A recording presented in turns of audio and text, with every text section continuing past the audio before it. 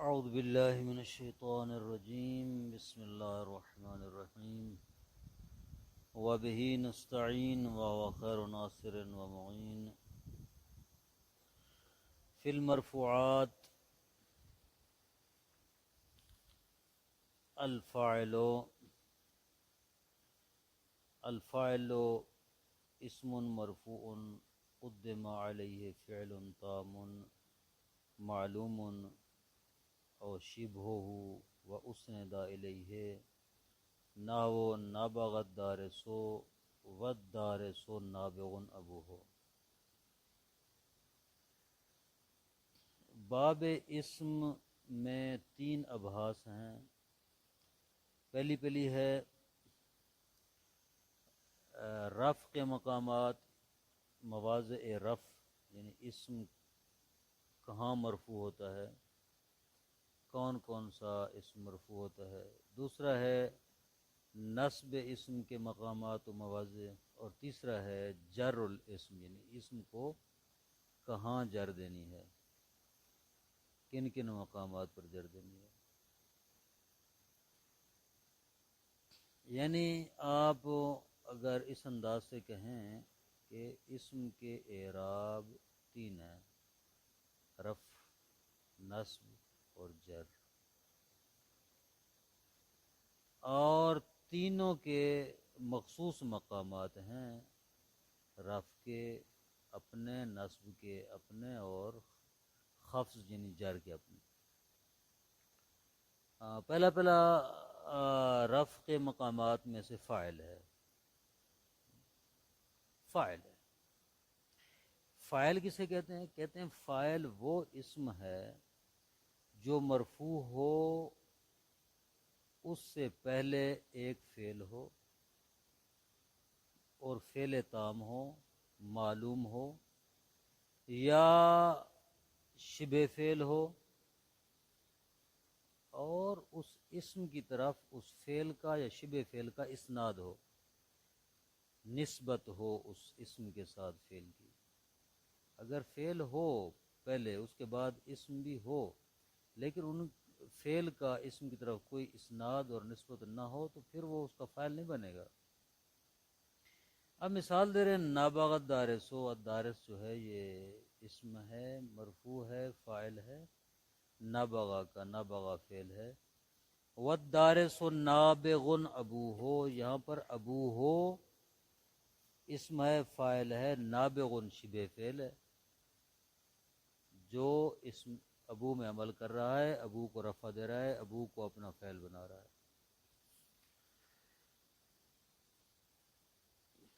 علماء نحو نے اسم فعل کی چند شرائط بیان کی ہیں۔ پہلی شرط فاعل کی اسم نا فاعل کی چند شرائط بیان کی ہیں۔ پہلی شرط یہ ہے کہ وہ فعل مقدم ہو جس کا فاعل ہے، یعنی اس اسم مرفوع سے پہلے جو فعل ہے وہ پہلے ہی ہو، یعنی مقدم ہو اسم سے۔ بالفرض اگر وہ اسم پر مؤخر ہو جائے تو وہ اسم مبتدا بن جائے گا اور فعل اس کی خبر بن جائے گا، ان کا فعل اور فاعل والا اسناد ٹوٹ جائے گا۔ ایک بات۔ دوسری شرط یہ ہے کہ وہ فعل تام ہو، ناقص نہ ہو۔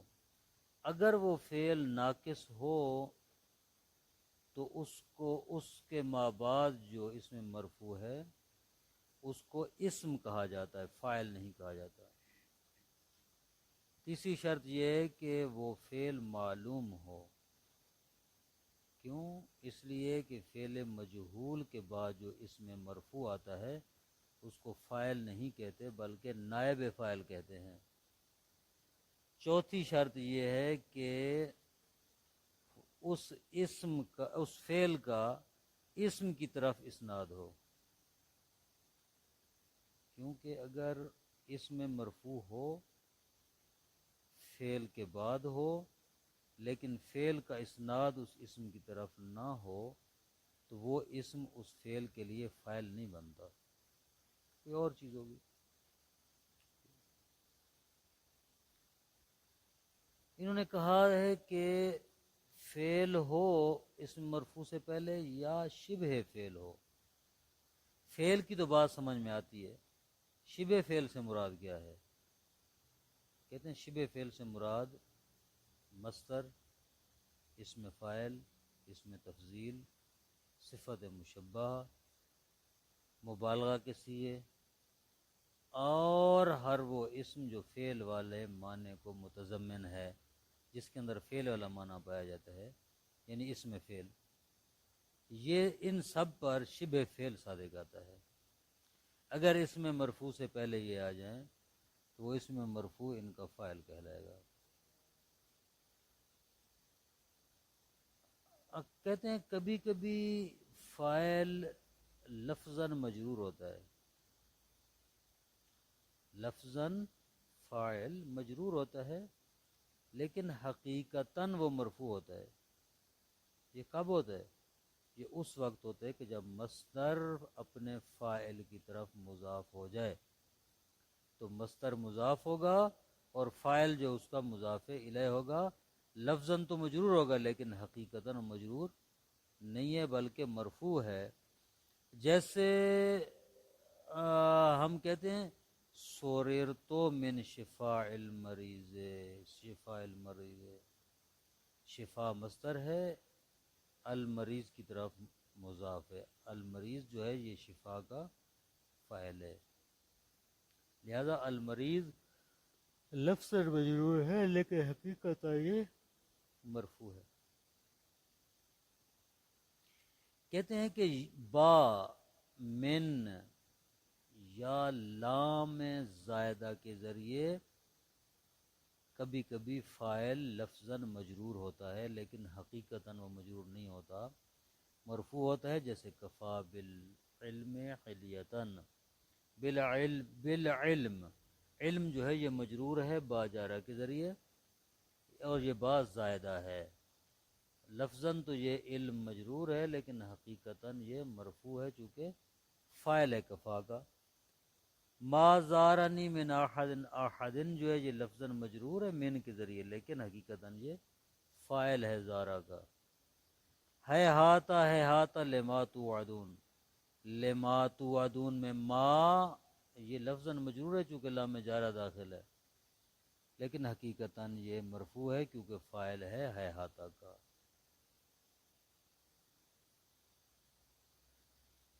یہ فعل جو انہوں نے کہا ہے کہ اسم مرفوع سے پہلے ہو، اس کو کبھی حذف بھی کیا جاتا ہے. اس فعل کو کبھی کبھی حذف کیا جاتا ہے. اس کے حذف کی دو صورتیں ہیں. کبھی اس کو جوازاً حذف کیا جاتا ہے یعنی اس کا حذف کرنا جائز ہے، اور کبھی اس کو وجوباً حذف کیا جاتا ہے یعنی جہاں فعل کا حذف کرنا واجب ہے. جوازاً کہاں پر حذف ہوگا؟ جیسے نعم اخو کا. کس شخص کو؟ اگر کوئی شخص یہ کہے آپ کو کہ حل انتقدنی احد، حل انتقدنی احد، کیا کسی نے انتقاد کیا مجھ پر؟ مجھ پر انتقاد کیا کسی نے؟ بندہ سوال کرتے پوچھتے، وہ کہتے نعم اخو کا، ہاں تیرے بھائی نے. تو یہاں پر جو فعل ہے وہ حذف ہے. کہاں حذف ہے؟ کون سا فعل حذف ہے؟ کہتے نعم کے بعد انتقدہ فعل ایسے جو سوال کے اندر موجود ہے، یعنی نعم انتقدہ اخو کا اصل میں. اور کبھی وجوباً فعل کو حذف کیا جاتا ہے. کب؟ یہ اس وقت ہوتا ہے کہ جب بعد والا فعل تفسیر کر رہا ہو اس فعل محذوف کی. جیسے اذا ابو کا امرا کا، اذا ابو کا امرا کا بلزوم رسانت فاطعہ. یہاں کیا ہے؟ ابو کا فاعل ہے، ابو کا فاعل ہے. اس کا فعل کہاں ہے؟ کہتے ہیں اس کا فعل محذوف ہے. وجوباً یا جوازاً؟ کہتے ہیں وجوباً. اس کا فعل جو ہے وجوبی طور پر محذوف ہے. اچھا، کیا پتہ چلے گا کون سا فعل معذوف ہے؟ کہتے ہیں جو موجودہ فعل ہے یہ اس کی تفسیر کرے گا کہ فلاں فعل جو ہے وہ معذوف ہے.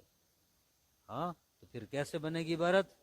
کہتے ہیں کہ اذا امرا ابو کا امرا کا بے لزوم الرسانہ دے. یہ جو فعل امرا کا زہر ہے امرا، یہ تفسیر کر رہا ہے کہ یہاں پر امرا فعل معذوف ہے، یعنی اصل عبارت بنے گی اذا امرا ابو کا امرا کا.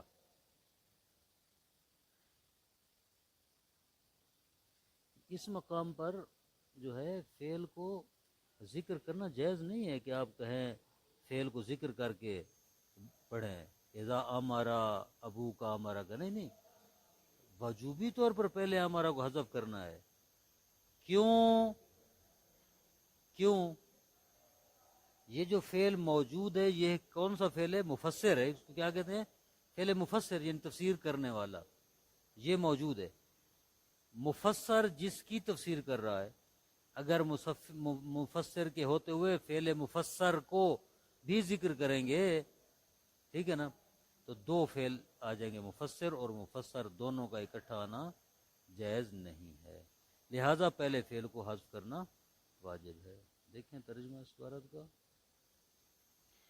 فی المرفوعات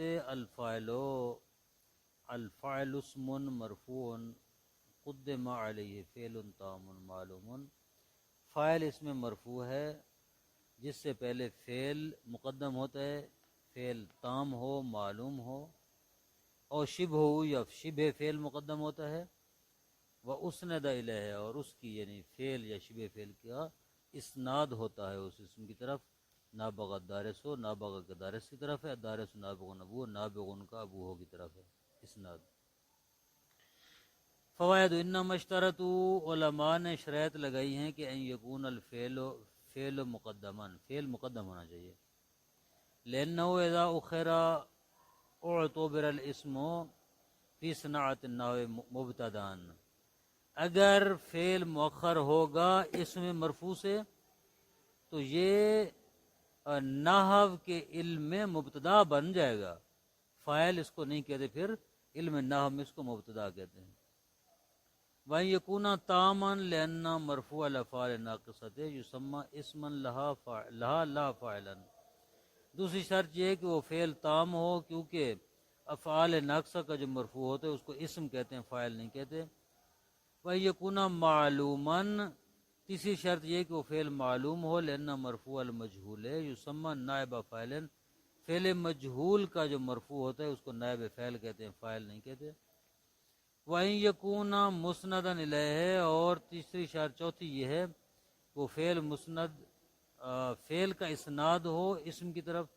لأن الاسم المرفوع اذا لم يسند إليه الفعل، کیونکہ اسم مرفوع کی طرف اگر فعل کا اسناد نہ ہو، لم یکن فاعلا، تو وہ اسم اس کا فاعل نہیں ہوگا.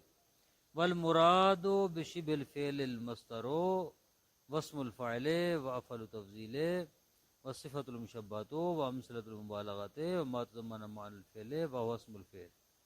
کہتے شبہ فعل سے مراد مصدر ہے، اس میں فاعل ہے، اس میں تفضیل ہے، صفت مشبہ ہے، مبالغہ کی مثالیں ہیں، اور وہ اسم ہے جو معنی فعل والے معنی کو متضمن ہو. اور وہ کون سا اسم ہوتا ہے جو فعل والے معنی کو متضمن ہوتا ہے؟ وہ اسم فعل ہوتا ہے. قد یجر الفاعل لفظا باضافۃ المصدر الیہ، کبھی کبھی فاعل لفظا مجرور ہوتا ہے کیونکہ اس کی طرف مصدر مضاف ہوتا ہے. سررت من شفاء المریض، شفا مصدر مضاف مریض کی طرف، مریض ظاہراً مجرور ہے لیکن حقیقتاً فاعل اور مرفوع ہے.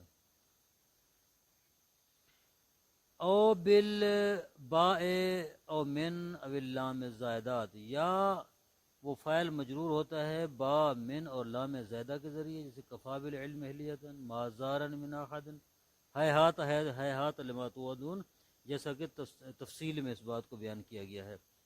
یعذف الفعل، فعل کو حذف کیا جاتا ہے جوازن، جیسے نعم اخوکا، لمن قال لک، اس شخص کے لیے آپ کہتے ہیں جو آپ کو کہے کہ حال انتقد احد، کیا میرے اوپر کسی نے انتقاد کیا ہے، تو آپ کہیں نعم اخوک، ہاں آپ کے بھائی نے.